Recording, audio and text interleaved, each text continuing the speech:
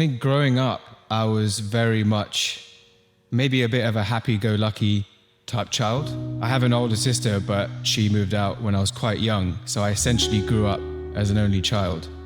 And I don't think I really had many, deep thoughts or gave much concern to the broader world. I kind of lived in that bubble of going to school, hanging around with my neighbor. One of my best friends lived down the road from me, so life was quite easy. We'd go to the park together, play video games, whatnot. I wouldn't say I had much of a tough childhood that some people talk about having. So things were fine, I went to a good school, so education was decent. And then I think it probably was around when I turned 15 or 16, and a really, really close friend of mine, who I'll probably go into more detail later, but he got me into our local temple in terms of going there and just really helping out during our spare time, especially over summer holidays. And for me at the time, I didn't really know why I was doing it. I was just doing it because I knew it was a good thing to do. So that's kind of where my spiritual journey began, around 15, 16. I know you spent a few summers in India, from the monks, serving in ashrams across India. So how did that idea come about? Like, was it just random one day you said, we're going to do this over the summer, or was it based on your experience working in a temple which encouraged you to go and do that? What really triggered that decision? So like I said, when I was around 15, 16, I used to go with my friend and stay in the kind of ashram that was on site in North London. And that was mainly just 2 or 3 days, didn't have anything better to do over summer, so let's go and do that and do something that at least feels good. And then through kind of forming, I would say, really deep connections with some of the other youth that would go to help out at the time. For me, it was, this is great. I've now got a friend circle that exists outside of my school. And to me, they just seemed like people who I wanted to look up to and associate with, because they were just, other kids who were either my age or slightly older, and some even slightly younger, but they just seemed to have this depth of, thinking, I don't want to say outside the box, like it's something that so, puts us on a different platform to people, but just have these deeper conversations about more kind of existential topics. So a bit different to what your normal kind of primary school, secondary school conversation was. So for me, it was like, wow, these guys are cool. They're also, funny. I enjoyed being around them, but they also had this deeper side that I'd never really explored, but found fascinating maybe in the beginning just out of awe, and then a bit more like, I want to be like them. I kind of, maybe I do have these thoughts and questions about this deeper element of what else is there in life. And so I just became closer and closer, where I was spending more and more time with these people and that kind of network that I'd made versus my school lot. And then over time, when those bonds grew stronger and people outside of, say, this temple environment started seeing these subtle changes in me, where obviously they saw I was spending a lot of my time there, but even the way I was thinking about things and even talking about certain topics, it got people that I knew from outside interested. So they'll start asking me questions.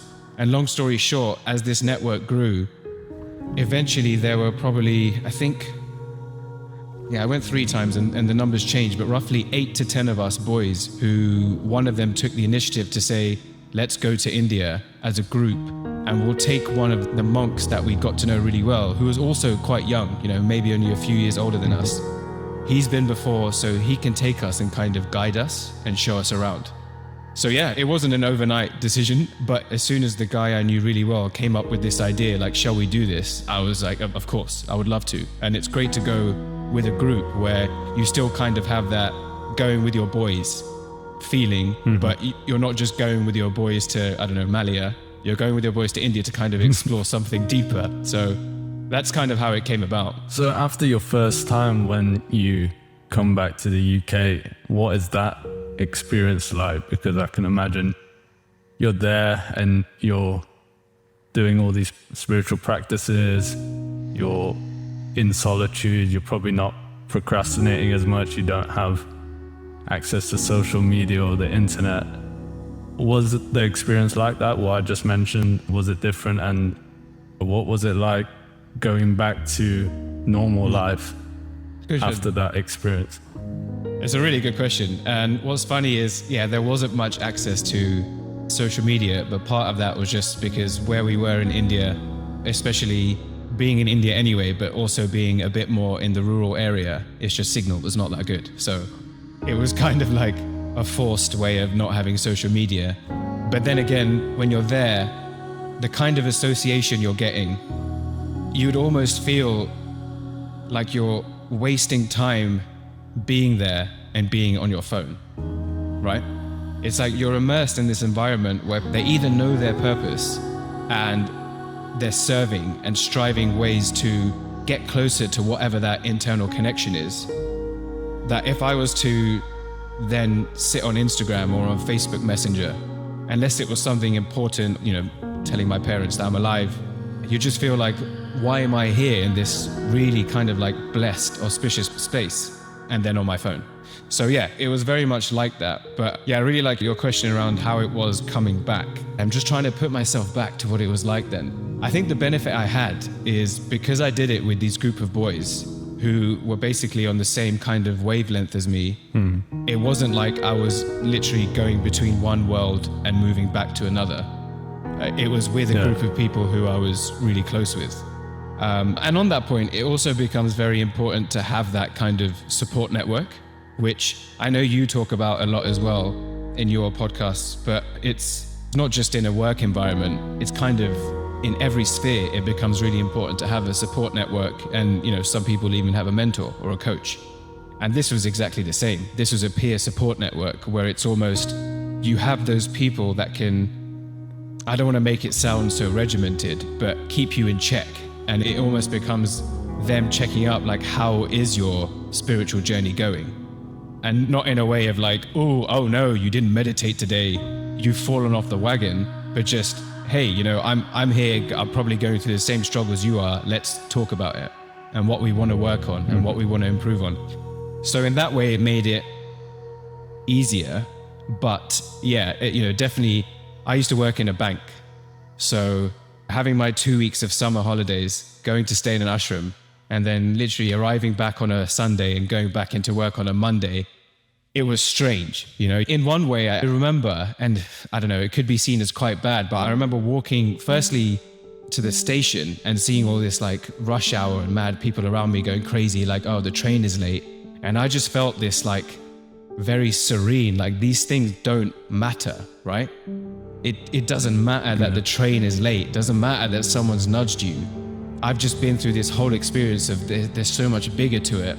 And one thing I will say is, in the beginning, there was a bit of an air of like ego that takes over. And this is actually really common, and I'd love to get into it, but this almost ego of not necessarily I'm better than you, but I've experienced stuff that you probably haven't. And then you almost think you are better than them because of it. You become very like, oh, you wouldn't even understand. So that was difficult to manage, kind of shaking off that thing of people have a time and a place to explore this. I was just lucky to do it at a relatively young age, but it becomes almost dangerous to alienate myself from my surroundings if I start to think like that. So that was a challenge in the beginning. So just going back to maybe some of the benefits and your learnings, what were your biggest learnings from those experiences, and did you have any conflicts with the world we live in today? So I know you said you worked for a bank and you worked in corporations, so they're kind of on two different ends of the spectrum. So did you have any conflicts, or do you have any conflicts right now with your spirituality and the world we live in today? Yeah, so the first question around some of the teachings that I got, I mean, there were loads, but one thing that was kind of I wouldn't even say eye-opening, but I realized in the beginning, which I didn't really know, was that you have these kind of like Eastern principles, the Vedas and all of that have been around for thousands of years. And then you have kind of the modern day practices that everyone does. And for me, in the beginning, when I first got into it, I just thought these were two different realms, right? And it was like, you're either the monks who are kind of fully surrendered to those principles and belief system, and then you have the people who are not. And I was kind of to do both. But one thing I always remember, going back to, and I believe it's chapter 3, verse either 33 or 35. And it talks about the idea of it's better to perform your own prescribed duties imperfectly than trying to perform someone else's perfectly, right? And, this concept is, it takes some time to figure out, like, what is a duty? What is your dharma, like your purpose, and trying to figure that out. But then fast forward to the current day, and Steve Jobs, famous for saying that life is too short, so don't waste time living someone else's, right? Essentially, it's the same teaching. And it's packaged in a way of, the founder of Apple or the man behind the iPhone saying it. But it's a teaching that was said thousands of years ago. And it's just one example of how you can take something like a scripture or the Vedas or the Bhagavad Gita and then read it. And it doesn't just have to be about, let's learn about spirituality back in the day. It's like, these are core principles that are timeless. And that's what I really learned, that it's not about these two different worlds, but it's about taking those principles. And it doesn't mean that just because you are interested in this piece, you have to give up your pursuits in life. It just means you need to learn how to shift that mindset to integrate these philosophies and principles and apply it in a way that whatever you are doing and whatever you are chasing to want to succeed, that they kind of align in some way, right? And that was kind of a strong realization that it's like, well, hang on, I can go and work in a bank, or I can go and work in a corporation where I'm striving to like make money and get promoted, as long as it serves the purpose of, I'm aligned in some way, that I'm chasing these dreams to facilitate at least my own spiritual growth and then hopefully other people's, rather than just trying to get money so I can, spunk it wherever. So that was really helpful to kind of see that. And it took me to kind of spend time with the monks, and the monks who have given up stuff, giving up all these kind of worldly possessions, but they were not sitting there and teaching us to do the same. They were obviously saying, this is what you can do because we've done it. But they were very much teaching of how can you apply these monk principles into your own practices that you're going by, so that you don't have to choose between these two worlds. And that was really powerful for me. So it's really about just integrating it into your day-to-day life. And I think a lot of like world leaders and really successful entrepreneurs, they all do seem to practice spirituality. So maybe it is part of living a fulfilled life and becoming successful, because I've read up on a lot of entrepreneurs and they do seem to all have these practices and meditations, morning routines. So I think it does tie well into, creating that mindset for that optimal performance. Yeah. And one of the key things there is, like, I'm interested in a similar sphere. And the one thing, or the two things that is common, is the resilience and consistency. So it's like, people have different practices, right? Some people do the whole 5 a.m. club. Other people, and who are also hugely successful, are completely against this idea of having to wake up early because they're night owls. There's something else that I've learned recently where it's like, there's not one model that fits every person. And then you can go back to why that is. Like, historically, as Vikings or whatever, you'd have to defend the castle. You've got people watching it during the day, and then you've got the night watchers. So you've got people who have trained to be built to perform their duties through the night. So when someone says that they're a night owl and they work better at night, I believe it, right? It's kind of figuring out what you are. You either are a morning person or a night person. I think people have different circadian rhythms as well, so we're all wired differently, so there's no one size fits all. No, and it's just figuring out everyone.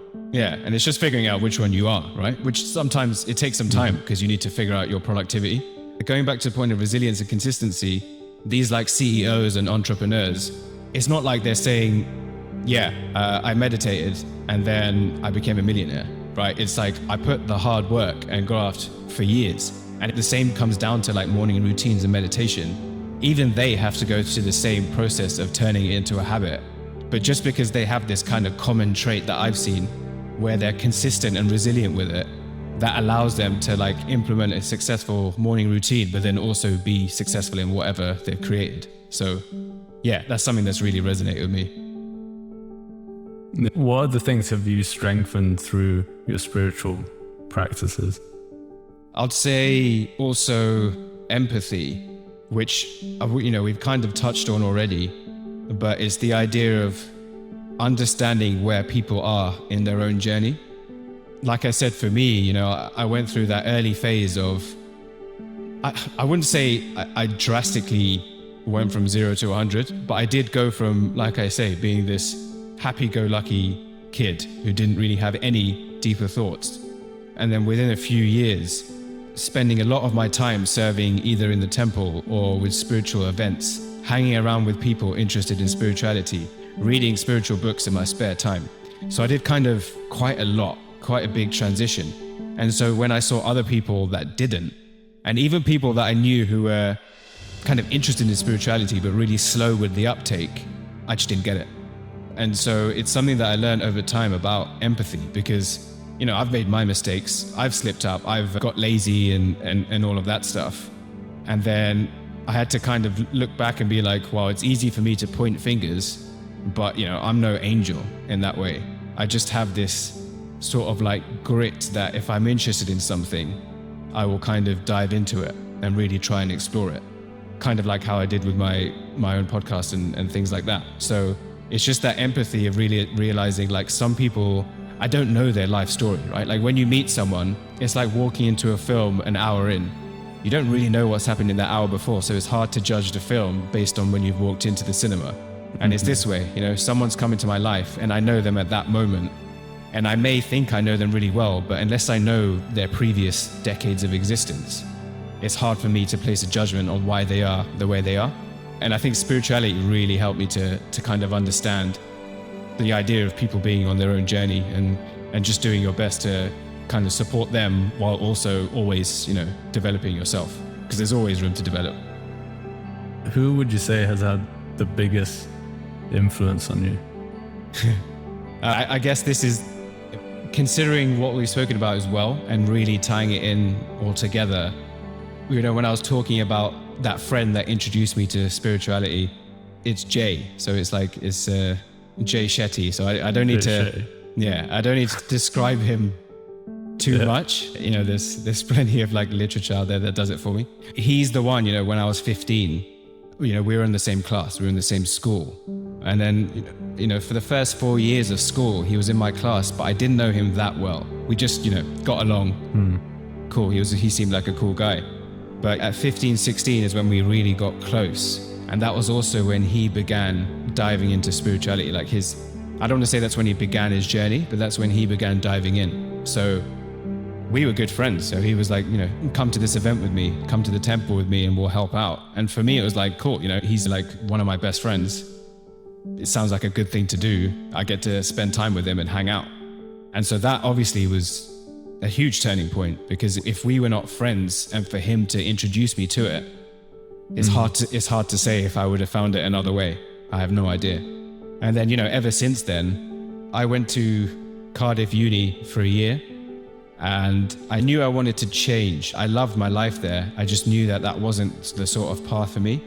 And so me and him were still, we were really good friends. And he actually took a year out.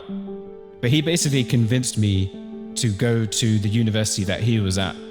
He was selling me all these dreams about the university that just weren't true. He was like, I need a friend.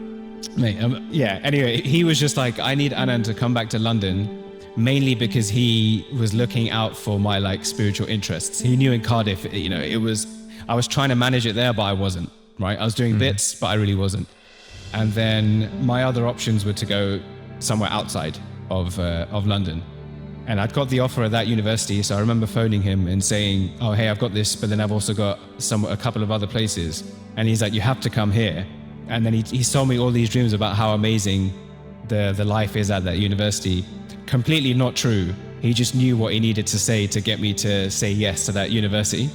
So, it was kind of like that was his next big influential piece in my life, where first it was when we were like 15. getting me into spirituality. And then it was getting me to come to London, which really then allowed me to explore this. Because if I'd gone somewhere else, I wouldn't have had that connection, not just to him, because he then went to India, but then by then I'd formed that network of people that I was talking about, which I just wouldn't have done. And then I probably wouldn't have gone to India and been through all those experiences I did. So yeah, it might be a bit cheesy to talk about someone of his like stature, but this really is kind of like going way, way back. So yeah.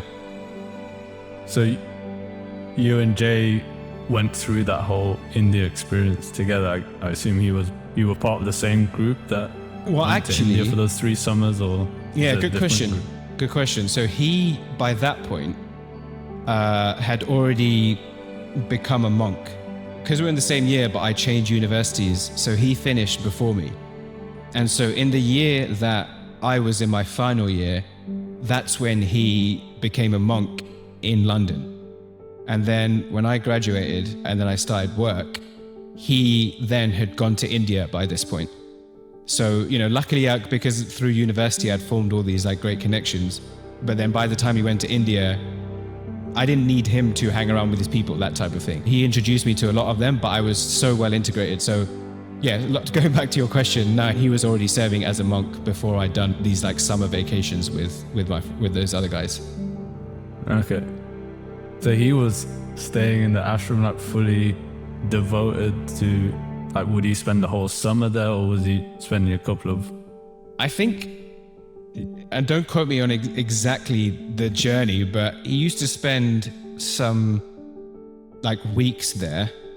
And then I think he eventually decided at one point, like, okay, it's called a sabbatical, where you kind of do commit to that year of, you spend, I think, 6 months in London and then 6 months across India. And, in his book, he goes into all the details of the kind of journey he went through. I remember he declined his graduate offer, and then he decided to take this path where I can't remember if he deferred it, or I have a feeling that they said no to the deferral and he just said, cool, well, I'm going to take this sabbatical anyway. So, he gave up a decently professional services paying job to do this. And so, yeah, while he was in London, I would go on the weekends and spend some time with him. And so it wasn't really a surprise for me to see where he's got to, because I saw that whole process of, through university, he taught me a lot. And then while he was in the ashram, I saw a different side to him. I saw him devoted in this other way. But by this point, so many people looked up to him. So many of the youth that I knew, it was difficult for me to get time with him, even back then, because, and now it's, let's not even get started. But back then, there were always like some of the younger kids coming through who wanted to spend time with him, to learn from him and just spend time with him. So his journey began right after university, like as in seriously, like to that level. And obviously he's just been growing ever since. So he had that influence on your spiritual journey. Did it ever make you consider becoming a monk? Yeah. Did you ever have those thoughts? Yeah, for sure. I'm sure he must have told me about these experiences and said that, I think considering we're like-minded, that you need to do this. It's kind of the thing that for youth who are interested in spirituality, apart from the summer vacations, which is like step one, this is like the big step you take, right? This is like, do that year of commitment, and that's when you really see the transformation. And again, you can refer to his book to kind of see what those things are. It's like I'm promoting his book, but anyway, it is a good book, yeah. I'm not getting paid for this, unfortunately. And then I considered it, and I think it was one of those things where I just never had the guts to give up my job in a bank. And it probably was driven by the fact that I was getting a decent salary. That is like, oh, that's a big thing to give up. That changed in the years to come, because I did eventually just quit, like give it up and move to China. But back then it was like, but I worked so hard to get this job. I went through 3 years of university, that whole thing. And so I think it's something I'll always look back on. But if I did what he did and straight after university gone and done it before really starting full-time work, that was probably my shot, and I didn't take it. So yeah, it is one of those like what ifs. I don't know what life would have been like.